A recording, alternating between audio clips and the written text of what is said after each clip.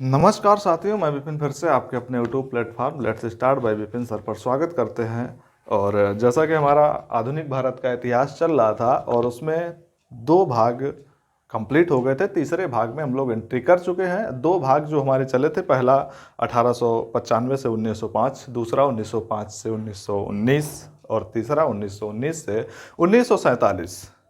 यानी कि उसी चरण में एक और घटना घटित होती है और एक आंदोलन चलता है जिस आंदोलन का नाम होता है खिलाफत आंदोलन। खिलाफत आंदोलन जो था मुस्लिम बंधु से जुड़ा हुआ होता है। यानी कि इस आंदोलन की जरा पृष्ठभूमि पर अगर नज़र डालें तो सबसे पहले हम कह सकते हैं कि इस आंदोलन में होता क्या है कि प्रथम विश्व युद्ध 1914 से 1919 तक जो चला था, उसमें ब्रिटेन यानी कि अंग्रेज ने वादा किया था कि हम तुर्क के मुसलमानों के साथ कोई भेदभाव या किसी भी तरह की हिंसा नहीं करेंगे। लेकिन वो इस बात से असहमत थे और उन्होंने अपनी बात कहने के बाद बिल्कुल भी नहीं मानी और उन्होंने उनको इतना परेशान किया, मानसिक, शारीरिक, आर्थिक रूप से, जिसके कारण उन्हें एक गहरा आघात हुआ।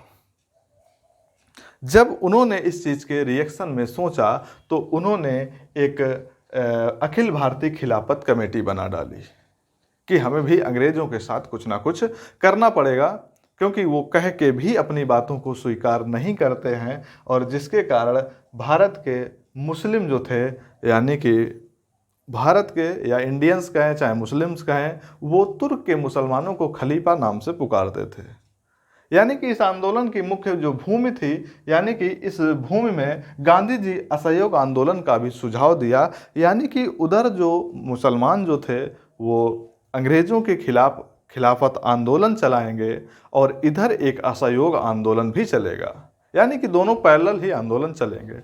और उस आंदोलन के साथ साथ गांधी जी ने ये आदेश दिया कि आईएनसी यानी कि इंडियन नेशनल कांग्रेस जो है खिलाफत आंदोलन को भी सपोर्ट करेगी और असहयोग आंदोलन को भी सपोर्ट करेगी। कांग्रेस प्लस मुस्लिम के साथ साथ क्या हुआ कि नवंबर 1919 में कांग्रेस और मुस्लिम के साथ साथ दिल्ली में अखिल भारतीय खिलाफत सम्मेलन शुरू होता है। और खिलाफत सम्मेलन जब शुरू होता है, जिसके अध्यक्ष जो हैं गांधी जी बनते हैं, और खिलाफत समिति के जो सदस्य होते हैं शौकत अली, मोहम्मद अली, अबुल कलाम आज़ाद और हकीम अजमल खान, हसरत मोहानी, इस तरह के व्यक्ति इस आंदोलन में शामिल होते हैं। यानी कि यहाँ पर हिंदू और मुस्लिम दोनों लोग अपनी आज़ादी के लिए डट के मुकाबला करते हैं। यहाँ पर किसी भी तरह का भेदभाव नज़र नहीं आता है। लेकिन आज के समय में और पुराने की चीज़ों में देखते हैं तो ज़मीन आसमान का नज़र आता है। यानी कि जो हमें देखने में और सुनने में और पढ़ने में आता है हिंदू मुस्लिम भाई भाई, लेकिन इस समय ज़मीनी स्तर पर जब देखते हैं तो ऐसा कुछ भी नज़र नहीं आता है। फिलहाल इन आंदोलनों को समझते रहिए, पढ़ते रहिए, क्योंकि जानकारी के अभाव में समाज में कही हुई बातों को हम जोड़ नहीं पाते और समझ नहीं पाते, इसलिए जानकारी होना ज़रूरी है। तब तक के लिए नमस्कार, धन्यवाद।